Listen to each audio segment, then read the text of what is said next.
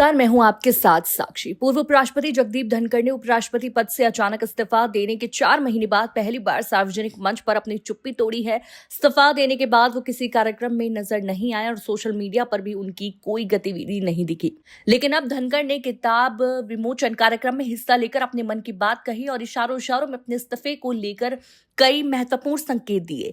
इस दौरान उन्होंने आरएसएस की तारीफ भी की और कहा कि वो अपने कर्तव्य के प्रति समर्पित हैं। कार्यक्रम के दौरान धनखड़ ने एक घटना का जिक्र किया जब कोई शख्स उन्हें विमान के समय भी याद दिलाने आया। इसके जवाब में उन्होंने कहा कि मैं फ्लाइट पकड़ने की चिंता से अपने कर्तव्य को नहीं छोड़ सकता। मेरा हार या अतीत का सबका सबूत है। इस बयान से स्पष्ट हुआ कि उनका इस्तीफा भी किसी भय का दबाव में नहीं बल्कि अपने सिद्धांत और जिम्मेदारी के चलते लिया गया।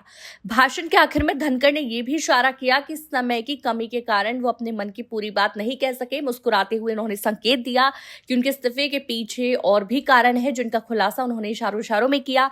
इस कार्यक्रम के दौरान धनखड़ के संबोधन ने राजनीतिक गलियारों में हलचल मचा दी। पहले उनके इस्तीफे को लेकर कई अटकलें लगाई गई थी।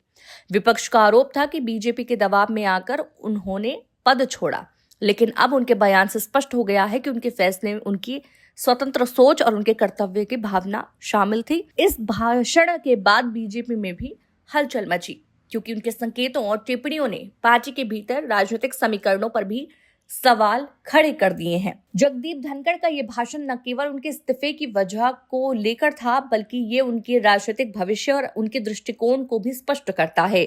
उन्होंने अपने भाषण में ये भी कहा कि समय की कमी के कारण वो अपनी पूरी बात नहीं रख सके, लेकिन उनके इशारों से ये जाहिर होता है कि राजनीति में सक्रिय रहेंगे तो अपने विचारों को सार्वजनिक रूप से व्यक्त करते रहेंगे। उपराष्ट्रपति पद से इस्तीफा देने के बाद उनका ये पहला सार्वजनिक भाषण पूरे देश की नजरों में था और इसके राजनीतिक प्रभाव पर भी निगाहें टिकी हुई हैं।